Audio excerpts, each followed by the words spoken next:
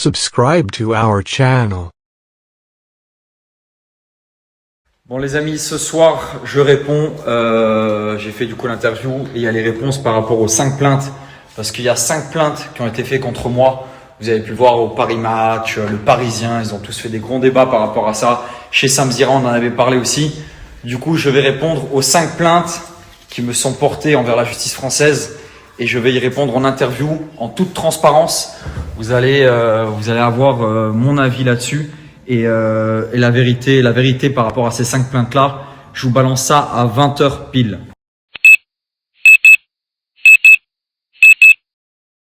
Bonjour Dylan, la première, c'est l'histoire avec Mime. Ok. C'est-à-dire où vous racontez, alors c'est un message qui a été envoyé à la fameuse Sandra. Ouais. Ce que vous expliquez dans l'audio, c'est si on crée des comptes pour des femmes qui se trouvent à Dubaï et vous prenez une commission sur les shows, entre guillemets. C'est ça? Ouais. Est-ce que ça, c'est d'abord une idée en l'air ou est-ce que c'est quelque chose auquel vous avez vraiment réfléchi? Je lance la pierre sur personne parce que je suis vacciné et majeur, mais c'est une idée qu'on m'a proposée. Au début, j'étais pas très chaud. Ensuite, on m'a dit, écoute, Dylan, du coup, on me l'a sorti comme ça, on m'a dit, en gros, les prostituées tu sauveras les prostituées. Ils n'auront plus besoin de se prostituer, ils feront des photos sexy et ils gagneront de l'argent comme ça. Je me suis dit, bon, pourquoi pas? J'en parle à Sandra, à Jean, meilleur ami. Ouais, Sandra, c'est trop bien, et si on faisait ça, machin, il y a beaucoup d'argent à se faire et tout ça. Mais moi, je ne l'ai pas fait. Mais je l'ai pensé à le faire. J'ai parlé dans le vocal, vous parlez, on a créé un compte, voilà, à 700 000. Exactement. Et là, vous allez voir à quel point je suis con. Parce que bien évidemment, je ne suis pas parfait, je suis très con. Comme ça, hein, parce que c'est avec mes potes. Hein. Ouais, on a fait un compte Mime à une des meufs, elle a déjà pris 700 000 abonnés. 700 000 abonnés. La numéro 1 de Mime en France, elle a combien d'abonnés? 20 000. Moi, j'ai fait gagner, à ce qui paraît, 700 000 abonnés à une personne qui va se faire payer, du coup, tous les mois, 20 euros fois 700 000. Vous voyez déjà à quel point c'est ridicule. Hein. 20 fois 700 000. Voilà, moi, hein, pour vous montrer à quel point je suis con et que j'ai dit n'importe quoi, je fais gagner tous les mois à une meuf 14 millions. Pour vous dire que j'ai raconté de la merde. J'ai dit ça parce que j'étais dans l'euphorique. Ouais, Sandra, là, on a pris une meuf, on lui a fait péter les réseaux, elle va monter à 700 000. J'ai parlé comme un débile. Des fois, je suis un débile, je le sais. Mais ça me porte préjudice. Regardez aujourd'hui de quoi on parle. Le mec, ils ont des meufs, machin. Mais oui. Et là, on voit à quel point c'est ridicule. Et c'est Bastos qui l'a dit dans un interview. Il a dit, mais il est complètement con. Et il parle comme un con. Et oui, des fois, je parle comme un con. J'en suis conscient. C'est strictement impossible de faire gagner. Il n'y a personne qui gagne 14 millions par mois sur Mime. C'est impossible. Pour vous dire, pour vous prouver à quel point je suis un débile à certains moments. Voilà. Alors, on ne l'a pas fait. Je ne l'ai pas fait.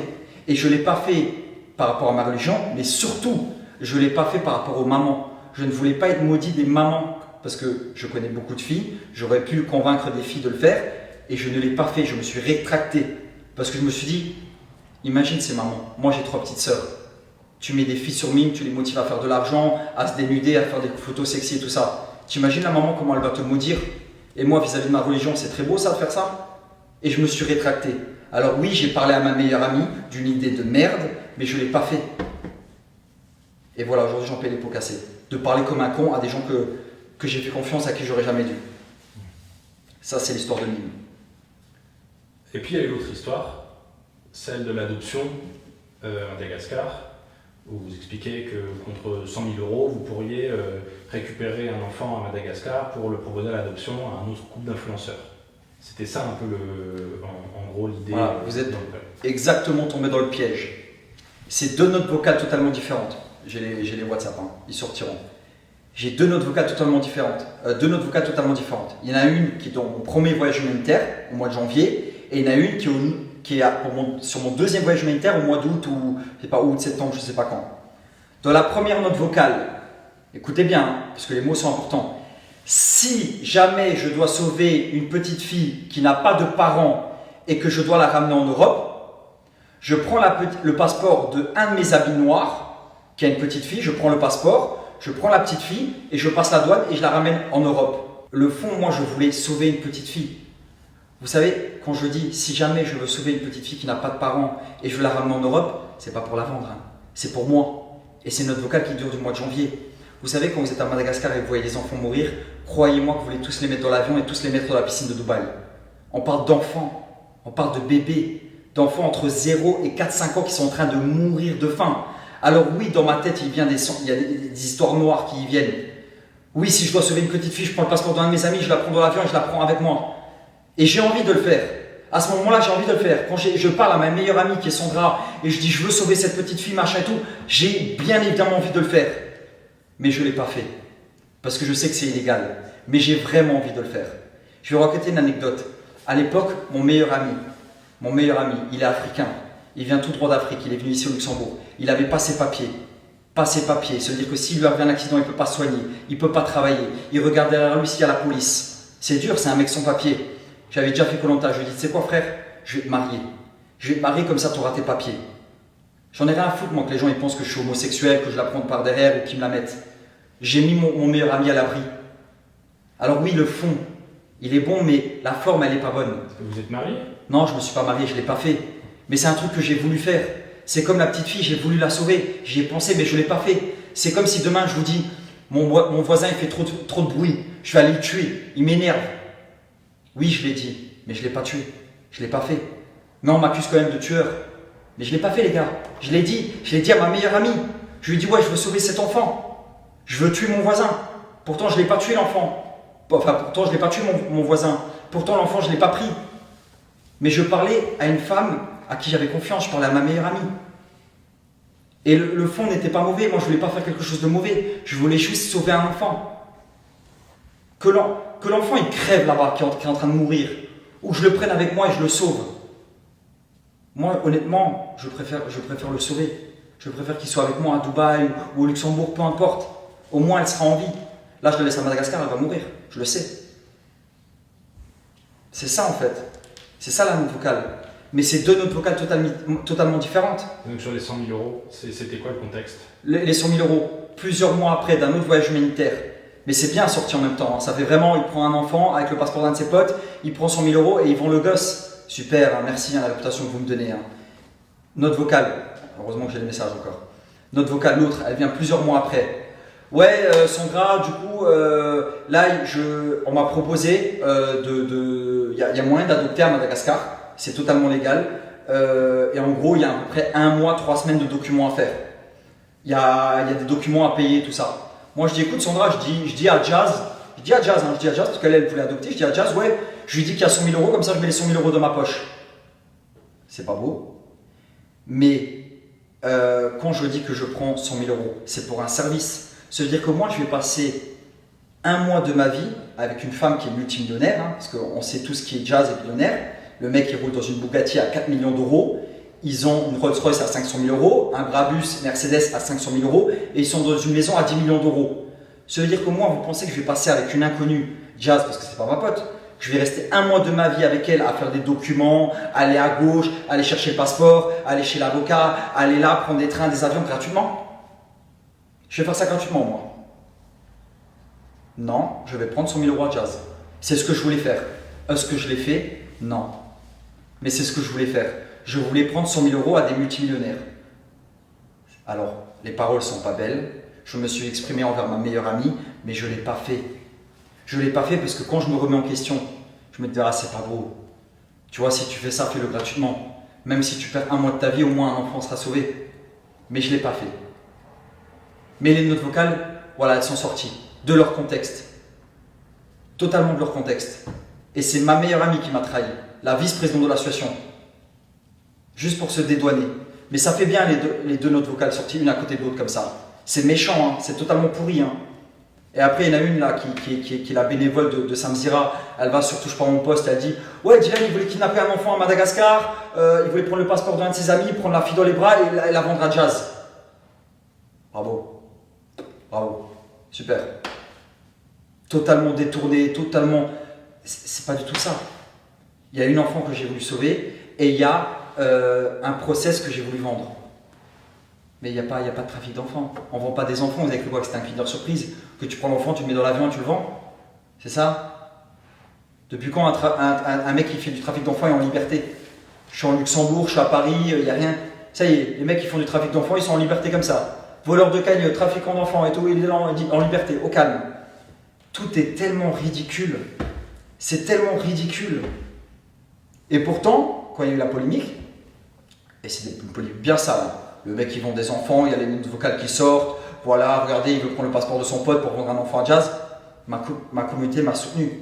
Vous imaginez, on dit que c'est un trafiquant d'enfants, il y a des notes vocales qui sortent avec ma voix, et ma communauté me soutient. Pour vous dire à quel point ils savent au fond de moi qui je suis. Ils savent très bien que je n'aurais pas fait ça. J'ai juste parlé comme un débile, encore une fois. En fait, l'impression que ça donne, c'est quelqu'un qui est très spontané, voire sanguin, mais Je suis très spontané. qui n'a pas forcément envie de s'embarrasser avec les règles. Parce C'est que, vrai. finalement, évidemment que ramener un enfant depuis Madagascar, c'est illégal. Bien sûr. C'est pas possible. Bien sûr que c'est Et légal. c'est un peu le fil rouge un peu de votre carrière entre guillemets C'est ça. d'influenceur. C'est que vous Toujours. n'avez pas forcément envie de respecter les règles. C'est ça. C'est vrai que, en fait, tes pensées ne sont pas les mêmes à Dubaï et à Madagascar. Je ne passe pas de la même façon sur mon transat chez moi en train de boire un cocktail à Madagascar. À Madagascar, oui, tu as des pensées sombres. Tu as des pensées, tu as envie de te dire c'est ouf. Moi, j'ai vu des enfants mourir. J'ai vu des enfants, je le voyais le 24, les 25, je ne les voyais plus. Ils étaient morts. Tous les jours, il y a des gens qui meurent à Madagascar. C'est une triste situation qui se passe là-bas. Et ouais, tu as des pensées sombres. Tu te dis, ouais, qu'est-ce que je peux faire pour les ramener? Je suis resté 3 mois. Le maximum que j'ai pu, je pense que si j'aurais pu rester 4 mois, je serais resté 4 mois. Mais le séjour, c'était 3 mois maximum. Et crois-moi, c'est des conditions dures. Tu manges mal, tu dors mal, J'ai perdu 7 kilos, j'étais tout maigre. Affaibli, j'ai failli mourir 2-3 fois, c'est une dinguerie. Mais Dieu m'a protégé. Dieu merci. Parce que vous êtes dans le 4e pays le plus pauvre du monde. Le salaire minimum là-bas, c'est 30 €. Là, vous avez à peu près 50 salaires. J'ai les poches pleines d'argent tous les jours. Mais j'ai été protégé. Je suis revenu sain et sauf au pays. Et j'aurais pu y passer à plusieurs reprises. Peut-être que si j'avais pris un coup de couteau ou si j'étais mort, peut-être qu'ils auraient dit il fait les choses bien. Mais bon, il faut en arriver là pour prouver qu'on fait les choses bien.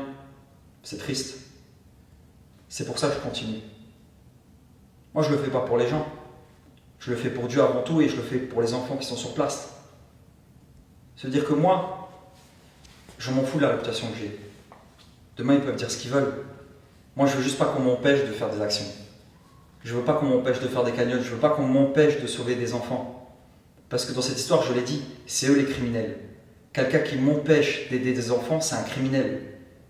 Le pain, il sort pas de ma bouche. Il sort de la bouche de ces enfants-là. Ça, c'est l'histoire. C'est là où c'est triste. Vous m'empêchez de faire du bien. C'est très grave.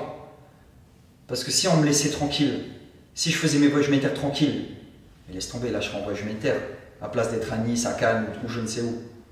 Je ferais plein de trucs, des hôpitaux, Les gens ils m'ont vu à l'œuvre, ils m'ont vu ce que j'ai fait, j'ai acheté un terrain. Qui achète un terrain?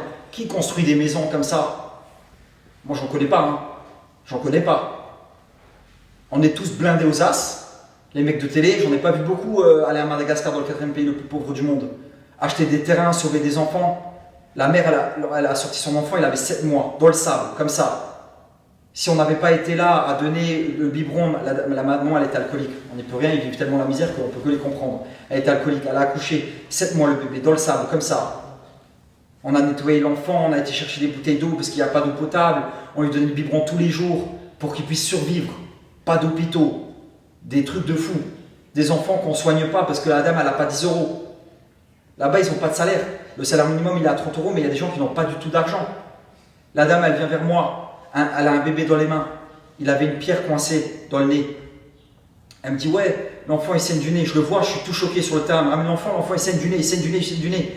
Je dis, qu'est-ce qui se passe? C'est quoi ça? Tu vois? Panique normale, tu vois un bébé qui saigne du nez comme ça. Je dis, ouais, mais ramenez-le à l'hôpital. Elle n'a pas d'argent. Elle n'a pas 10 €. Le docteur, il ne soigne pas l'enfant parce qu'elle n'a pas 10 €. C'est-à-dire que la vie humaine à Madagascar ne vaut pas plus que 10 €. Pourtant, tu es docteur. Tu n'enlèves pas le noyau que l'enfant a dans le nez. Parce que là-bas, ils sont dans le sable, ils se mettent des trucs dans le nez. C'est-à-dire que si le sang il lui remonte à la tête, il meurt. C'est-à-dire que la vie à Madagascar, elle ne vaut même pas 10 €. Si tu n'as pas 5 € pour soigner ton enfant, il peut mourir là, on ne l'aidera pas.